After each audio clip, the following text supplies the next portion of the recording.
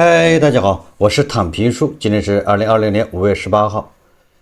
就在今天，国家统计局公布了4月份整个国民经济运行情况一个数据。这个数据一公布之后，各大媒体、各大机构纷纷进行了解读。不知道大家有没有关注5月14号，央行公布了4月份社融数据以后，当时好像反应不是特别强烈，很有可能跟特朗普访问吸引了大家的目光。所以很多机构对央行的数据解读的并不是很深。这2天很多机构突然发现，原来这个央行的数据这么细思极恐。这2天大家在网上可能看到很多分析文章也出来了，无论是居民端还是企业端，都在降杠杆，都不贷款，都在拼命存钱，都在拼命的还贷款。所以央行的数字如果你再结合这个统计局的数字，那恐怕问题就显得更严重。我们先看这个新加坡联合早报，它今天有一篇报道叫中国4月工业增加值与消费品零售总额增长均逊于预期，也就是比预期要差。官方数据显示，中国4月的全国规模以上工业增加值同比增长 4.1%， 增速低于3月的 5.7%。 为什么4月就咣当一下掉下来了？3月还 5.7%， 4月就变成 4.1%， 低于预期。中国国家统计局星期一公布的数据显示，这一增幅低于路透社调查预期的 5.9%， 也就是路透社本来他认为咱们4月份应该是 5.9%， 比3月份还要多那么一点，结果公布出来答案大失所望。作为衡量消费表现的指标，中国4月的社会消费品零售总额同比仅增长 0.2%， 较3月的 1.7% 大幅放缓，远低于市场预期 2% 的增幅，只有 0.2%， 市场预期是 2%。 这个零售社零数据只增长了 0.2%， 什么概念？那随时就会陷入负增长。2024年前4个月 ,2026 年前4个月，中国固定资产投资这个不含农户的同比下降 1.6%， 而1月至3月为增长 1.7%，这一表现低于经济学家此前预测的增长 1.6%。 彭博社报道认为，中国4月的经济数据表现令人失望。此前在全球人工智能投资热潮推动下，贸易大幅增长，使中国经济增长维持在有望实现北京是咱们自己国家设定的 4.5% 到 5%， 就是 GDP 咱们今年不是 4.5% 到 5% 之间吗？实际上前3个月数字一出来，大家都是满怀信心，认为这个肯定能完成，因为外贸大幅增长，2位数增长。结果4月份的数据一出，各路人马各个分析机构又开始纷纷不同程度的担忧。我也不是说看空，令人失望。尽管油价上涨带来的负面影响已开始在工厂端显现，制造商正努力应对原材料成本飙升的问题，但强劲的出口表现一直在帮助中国缓冲伊朗战争带来的冲击。真是叫东方不亮西方亮，正在经济感觉负面因素更多的时候，突然外贸当起大任，外贸马车突然加速了，3驾马车，外贸、投资、消费3驾马车本来都熄火，结果外贸这个马车突然不仅没熄火，加速了2位数增长。中国出口在今年前4个月同比增长 15% 以后预计仍将保持强劲。随着特朗普访华，中美贸易关系趋于稳定，也进一步提振这一前景。也就是外贸这块目前还可以，但是这凸显投资和消费那不仅是不行，而且是在拖后腿。当国内消费仍未见起色，上月家庭新增贷款大幅下滑，消费者信心几乎没有任何改善迹象，也就是社零数据、工业增加值这些都是大失所望，没有达到预期。我们再看看财新网他是怎么说的。他说4月工业增加值增速回落至 4.1%， 出口交货值连续2月创新高。伊朗局势对全球供应链和能源供给冲击开始显现。4月中国工业增加值同比增速回落，表现低于市场预期。不过而出口对工业生产的支撑或仍具韧性，单月出口交货值录得近4年来的新高。出口这块还行，东方不亮西方亮啊。财新网他认为4月工业增加值环比微增 0.05%， 显著低于上个月 0.23% 的个百分点，显示工业生产边际放缓。咱们说通俗一点，4月份咱们的企业都在不同程度的上呢在减产，就是数据显示出来是这么一个现象。工业增加值表现低于市场预期。此前财新对11家国内机构的调查显示，经济学家对2020年4月工业增加值同比增速预测均值是 5.8%。彭博社不是 5.7% 吗？还是 5.9%？ 你看这个经济学家预测是 5.8%， 当然了，它有个区间是 5.2% 到 6.3%， 即工业增加值实际增速比市场预期下限还要低，只有 4.1%。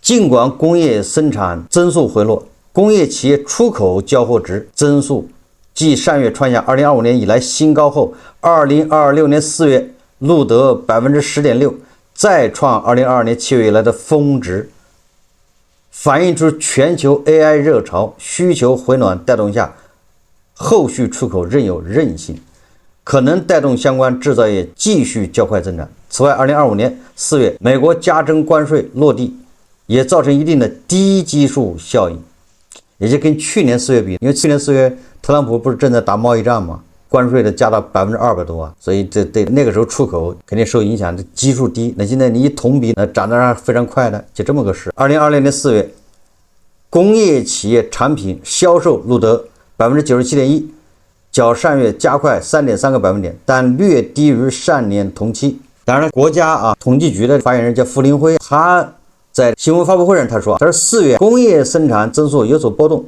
是月度之间的一种正常波动。从前4月累计看，工业增加值继续保持平稳较快的增长态势，工业优化升级势头持续，新动能快速增长。同时，随着工业品价格的回升，利润的增加，企业预期有所改善。那他说改善就改善，从宏观看，总是稳中向好，但是体会个人的这种，那就千差万别了。他这说的是这个工业生产总值，它分成什么装备制造业、天然气、石油开采、化学原料等等很多，咱就不具体的去分析了。它这里面提到一个叫新三样产品。4月新能源汽车产量增速虽有所回升，但仍保持在 3.8% 的低位。太阳能电池、光伏电池同比降幅进一步扩大 26%， 或表明反内卷继续显效。单月锂子电池和工业机器人产量猛增 31% 和 15%， 也就是机器人和锂子电池还是很火的。2020年4月装备制造业同比增速加快到 8.3%， 对全部规模以上工业增加值增长贡献达 75%。 电子和汽车成为装备制造业中比较重要的优势产业。4月计算机、通信和其他电子设备制造业和汽车制造业增速分别加快至 15.6% 和 9.2%， 这受到科技巨头 AI 资本开支巨额增长、全球需求有所回暖的带生。前4月累计，中国的自动数据处理设备和汽车出口分别高增 28% 和 50%。 这个什么意思？你这要大洋比美国的各大企业对人工智能、对机房、对算力、存储这种资本投入，只要它不降低，也就是我们说的，只要它那边泡沫它不破，那你这边都跟着和沾光，因为大量的设备都是从你这儿出口。我们的外贸出口，我在会员节目说过，对不对？一方面它受俄乌战争的影响，你双方加大了轰炸力度，炸完之后要重建，那重建的东西从哪儿来？多多少少那跟咱们都有关系，绕来绕去。所以咱们对俄罗斯的出口增长 20%， 那还通过第四方来回绕到俄罗斯去的东西那更多了。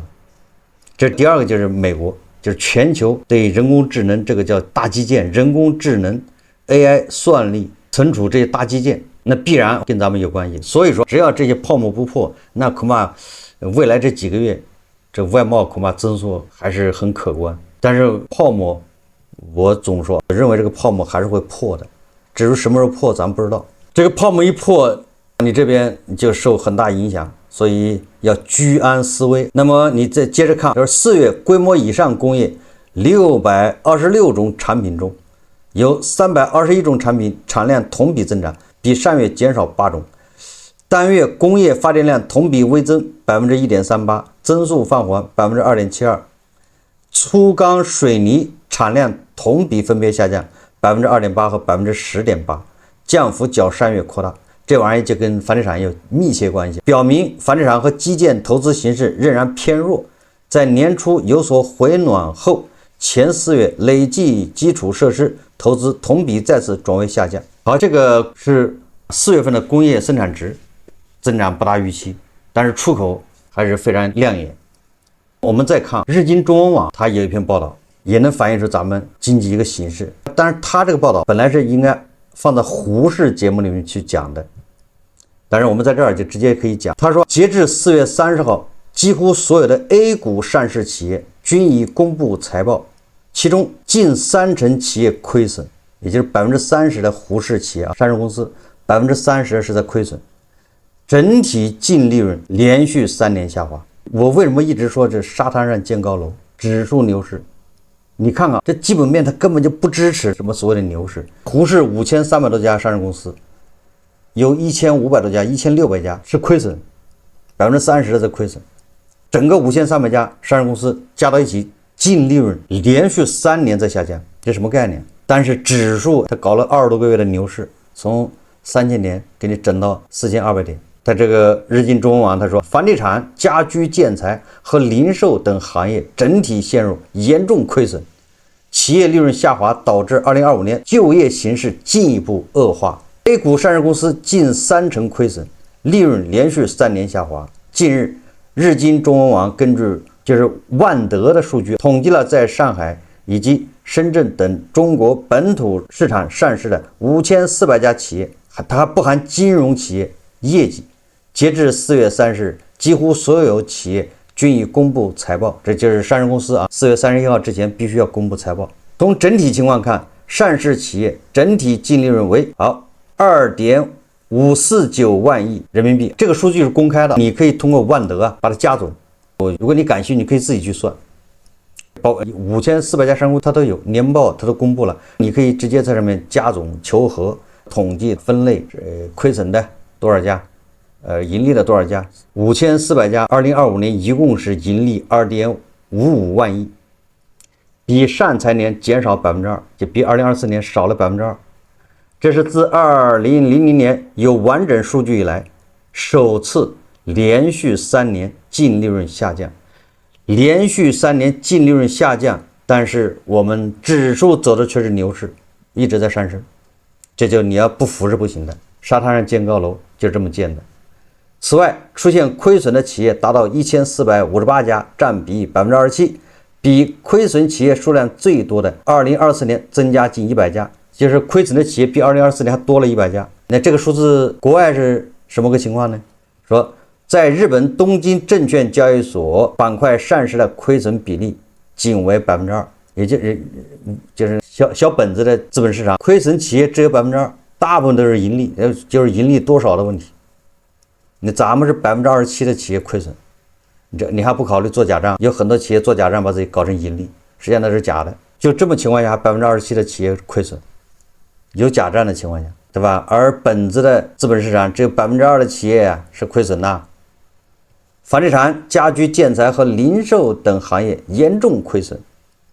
从行业情况看，房地产、家居建材和零售等行业亏损严重，汽车行业利润大幅缩水，房地产行业仍看不到摆脱低迷状态的迹象，超过半数企业亏损，108家上市房企中有59家出现亏损，亏损额相较2024财年扩大，其中昔日优等生万科巨亏885亿元，亏损额增加80%，深受楼市低迷影响的建材家居行业合计亏损116亿。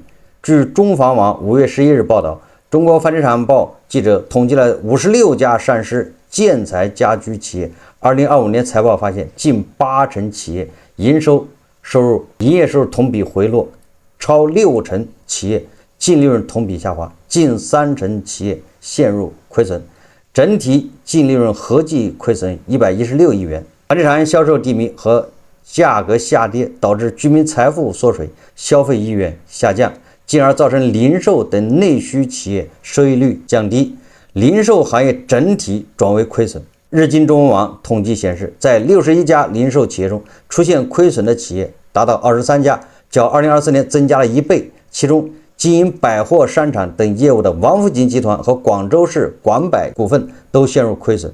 大型超市永辉超市也因大量关闭门店而导致费用增加，亏损扩大。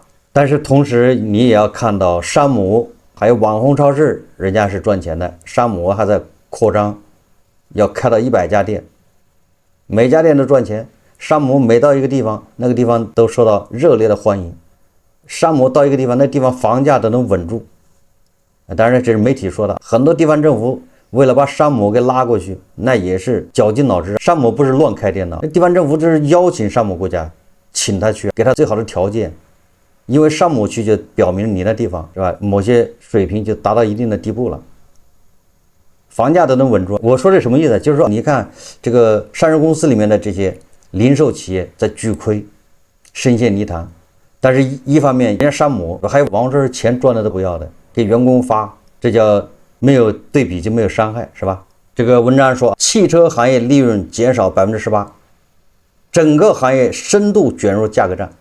最大车企比亚迪净利润减少 19%， 降至326亿元，这是最近4个财年首次出现下滑。所以说2026年又是汽车行业的叫什么白刃战，或者叫什么消耗战，或者叫生死战。家电行业利润减少 15%， 政府试图通过财政支出托底提振经济，但依赖补贴的局限性也逐渐显现。家电行业2025年1到6月利润同比增长 1%， 但全年却减少 15%。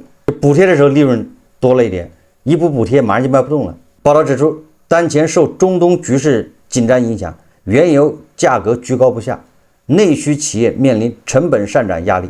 在需求疲软大环境下，企业很难把增加的成本转嫁到产品价格中。这种输入型通胀反正最难受的就是企业。它产品出来之后，它不能涨价，你一涨价，消费者买不起，你涨价我就不吃，我就不要。而且你一涨价，别人不涨，那你涨价不就是找死吗？所以说企业都不敢涨价，但是它的原材料成本在涨，那企业怎么办？实在不行就关门，就减产，少赔就单赚，就这么个概念。这也是为什么咱们工业产业这个增加值增速没有达到预期，就是这个逻辑。我们一会儿再谈消费，现在谈的是企业。上市公司5400家，你是这么个情况。在需求疲软的大环境下，企业很难把增加的成本转嫁到产品价格中。有位专家三井住友的一个分析师预测，他说房地产市场低迷、物价涨势乏力等趋势今年仍将持续，也就是通缩，物价涨不动就是通缩。2025年就业形势进一步恶化， A 股上市公司都是中国各行业头部企业，整体利润尚且比往年下滑，其他非上市企业盈利情况只会更糟糕，这势必导致就业进一步恶化。根据国家统计局数据，今年3月16到24岁青年失业率达到 16.9%， 时隔7个月环比上升。2022年、2023年和2025年就业人数分别为7441万、74041万，这是7个亿、7.3亿、7.25亿，逐年减少。那我们还要回到财经网的这个报道，这就说明我们5400家上市公司利润总和连续3年都在下降。你说说，亏损企业比24年增加100家。我们再看看这个消费社零数据，2020年4月，消费品以旧换新力度退坡，以及此前透支效应继续显现，叠加国际金价下跌，影响相关消费。你看，金价下跌导致商品消费增长势头放缓。国家统计局5月18号公布的数据显示，4月社会消费品零售总额同比增长 0.2%， 增速低于上个月 1.5个百分点，为2023年以来最低。其中不包含汽车的消费品零售总额同比增速回落 1.4个百分点至 1.8%。从更能体现趋势的季调后环比看，4月社会消费品零售总额下降 0.48%， 什么意思啊？财经网说这个数字更能说明问题。4月下降 0.48%， 降幅较上月扩大 0.42个百分点，环比增速连续2个月为负，显示春节假期后消费增长乏力。春节一过，大家都不花钱了，这个数字大家都能理解，因为你看5·1出去玩，人均消费居然114一天呢，这114一天能干啥？大家都是勒紧裤腰带，都要出去玩，人在增加，每一个节假日出去玩的人数都在增加，但是人均消费一直在下降。你基本就是出去玩，勒紧裤腰带不花钱，你不花钱，社零数据怎么可能上得去呢？4月社会消费品零售总额表现低于市场预期。财新近日对11家国内外机构调查显示，经济学家对4月社零总额同比增速预测值为 1.9%， 预测区间为 1.2% 至 2.8%， 实际表现大幅低于市场预期下限。专家一致认为在 1.2 到 1.8 之间 2.8 之间，结果实际上是在只有 0.2%， 把1去掉了。按消费类型分，商品零售是4月社会消费品零售总额走低的主要原因，同比下降 0.1%， 低于前值 1.6个百分点。什么意思呢？商品零售不仅没增长，还下降了 0.1个百分点，这个拖累，这个是疫情后首次下降。好，第一个是餐饮收入同比增速放缓 0.7个百分点至 2.2%， 你看餐饮又是首当其冲，或受清明小长假和部分城市推出首个春假支撑。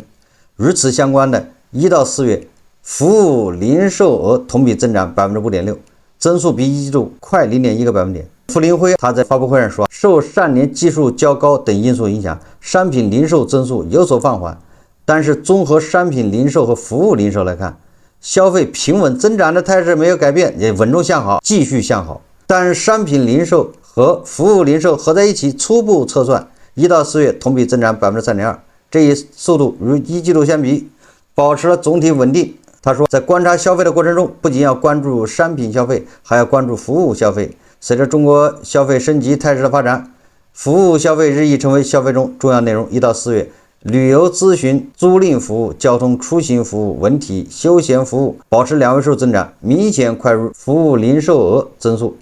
商品零售额表现不佳，主要受2020年商品消费品以旧换新政策支持力度减弱。你看，政策不刺激它就卖不动，一刺激就能卖点，这已经进入一个循环。恶性循环什么意思？就是你不刺激我不买，你刺激了我考虑，养成个习惯。那政府你不买我就刺激，消费者就是你不刺激我就不买，所以你就不停的刺激，就不停的吃药，一停药它就不行。你看这个只有通讯器材类消费同比增长 6.2%， 增速低于上月 21.1个百分点，其余品类均下降，也就只有手机这个是增长的，手机现在还要涨。为什么？我看这个苹果好像把那个 iPhone 17又下降了1000块，其他的国产的那厂商也跟进，都在降价。你不降价你卖不动，你一降价就能卖得动。只有手机、通讯器材4月份是增长的。那好了，剩下其他的都在下降。你看什么家用电器和音响类器材、家具类消费降幅扩大至2位数，就是20%几的下降。文化办公用品消费由上月的增长15%转为下降 6.9%。新能源汽车购置税从免征转为减半征收，影响持续显现。汽车类消费降幅扩大 3.5个百分点至 15.3%， 就是汽车消费下降 15.3%。此外，受国际金价下降影响，此前快速增长的金银珠宝类消费出现2025年以来首次下降，4月同比下降 21.3%， 低于前值33个百分点。房地产持续探低，建筑及装潢材料消费降幅扩大 13.8%。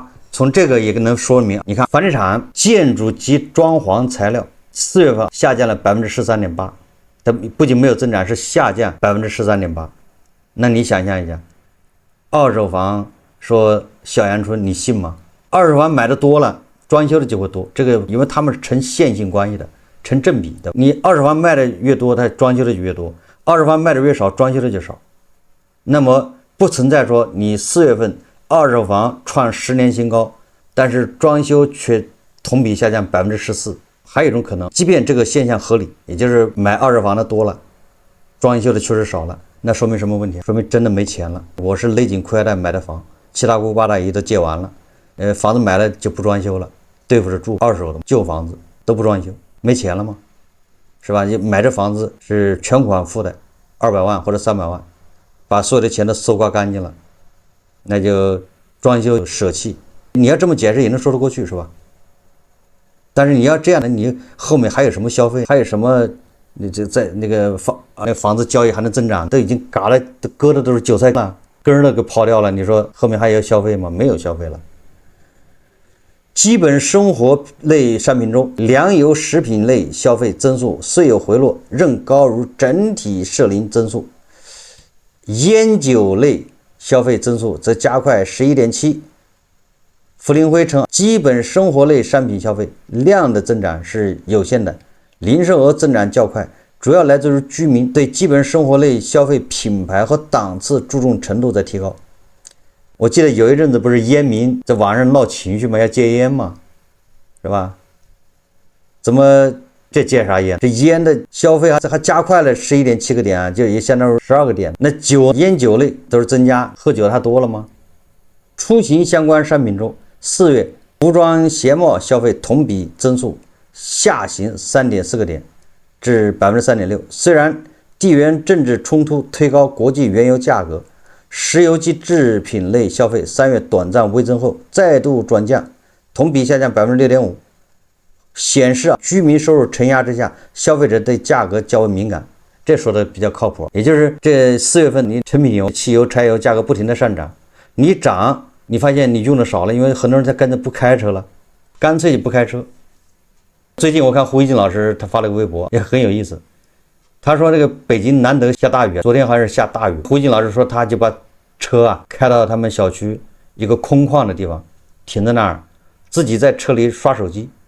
外面下着大雨，他为什么这么干？他说让下大雨把他车洗一洗，能不能洗干净一点？他说在北京洗车不好洗，洗车店少。你要真找到一个洗车店洗，好像要100-200块钱，就是胡一静老师觉得贵，200块钱洗个车。所以你说他抠到这程度，股市赚了钱，他车都舍不得洗。你说这就恰恰说明很多专家不了解中国人，因为股市涨一点，大家好像赚了些消费。胡一静老师应该是赚到钱了，他毕竟是3000点进去的，3000多点是吧？那他赚了钱，他洗车他都不舍得，他用下大雨来给他洗车，他都不愿意花那100块。这个从另外一个角度说明，胡一静老师这种收入非常稳健的，你看他的退休金是稳的，年年增长，他的自媒体收入，他股票赚钱了，就这样人他都不消费，洗车呢100块他都不花，或者200，那你说这社零数据怎么可能好得了？其他人连收入都没有，收入还在下滑着，你要指望人家消费不了。所以我说嘛，你往后就是通缩，这通缩是好不了的，短时间内解决不了，只会这通缩就会导致大家赚钱都难。每个人只要钱一到手，立马存银行，不消费，大家不约而同都这么干，他就是通缩，因为都不消费。胡一静老师按理来说，你不要说天天洗，你1个月洗2回车是应该的。北京的灰尘大，我知道，你一个月洗1次车，那车上面全是灰，洗2次你不才400块钱吗？顶多对不对？那200块钱他肯定给你洗得干干净净啊，里外的给你擦一遍是吧？能够得着的地方他都够，这够了。但是胡一静老师连1个月400块钱他都不愿意花。那胡一静老师这么有钱，他400他都不花，你说那指望着那些还找不到工作的人，你让他消费，你指望那些家里还有按揭贷款要还的，只有一个人上班的，命悬一线是吧？气若游丝的这些人，你让他消费，所以你看这消费只能熄火。咱们现在都不叫消费降级，直接就叫熄火。为什么熄火？你看石油、成品油消费下降就是这个道理。虽然成品油价格涨了，按道理来说，你价格涨了，大家正常开车，你比如你每天开50公里，大家都正常开。如果油价涨了，那石油的消费肯定是涨，这不用说的。但是油价涨了，石油的消费还降了，解释那只能解释很多人不开了，你再涨我不开了，我是开不起，车停那儿，改成坐地铁、坐公交、骑共享单车，导致石油的消费居然还下降 6.5%， 对吧？所以怎么解释？它不是消费降级，这是消费熄火，我就不消费。胡一静老师就直接不消费，靠下雨来解决洗车问题。所以今天统计局公布的这些数字，你从宏观看，似乎也是稳中向好吧？低质量的少了，高质量的增加了，但实际上冷暖自知。如果不是外贸火一下，那你说这个情况，那只能是更惨。所以希望外贸还能多顶一会儿。从另外一个角度也说明，外贸虽然火了，但是钱它到不到韭菜手上。外贸火了，那钱只能到一小部分人手上。有些做外贸的老板赚了，有的做外贸的老板也没赚，利润薄的那些老板他实际上赚不到钱。为什么？人民币升值了，人民币一升值，那做外贸的很多还要赔钱的。最后一算账，今年又是白忙。你的外贸利润只有3个点，有的都没有3个点，有的就是平着走，就把所有的手续费什么东西去掉之后，他不赚钱，他赚返那个税点，返那么点钱。还有的是返地方政府鼓励你出口，你出口达到多少再给你返钱，他都挣这个钱了，已经利润非常薄，挣这个钱。但是有人民币一升值，他这个钱利润也被吞掉了，所以最后恐怕一算，去年又是白忙。但是在国家统计局显示出来，外贸增加了，但是老板他不赚钱，老板不赚钱，他怎么可能给员工发工资发得多加薪，是吧？所以说外贸这行业也是增产不增收，落一忙，收入不咋地。个别老板赚了钱，他也不给员工发，老板多赚一点，那对消费也没有什么太大帮助。所以外贸不要看得热热闹闹的，实际上也不容易。除了那些高端的，比如说什么装备啊、什么机器人，那些利润比较高，扛得住汇率的波动。大部分外贸嘛也是叫冷暖自知，鞋子适合不适合脚只有脚知道。所以总体上我们看到消费越来越差，我们只要记住一点，就你干什么你都要赔钱，你只要把钱拿出去，它就在缩水，所以只能把钱存银行里面，所以这就进一步恶化，是吧？进一步加剧通缩，没办法，这叫恐怖螺旋，你怎么打破它？所以我说，大家还是要做好心理准备，苦日子这恐怕还是开始，后面还有加速过程。好，这期节目我们就聊到这里，感谢大家收看。如果喜欢我的节目，欢迎订阅转发，也可以在下方留言评论，谢谢大家。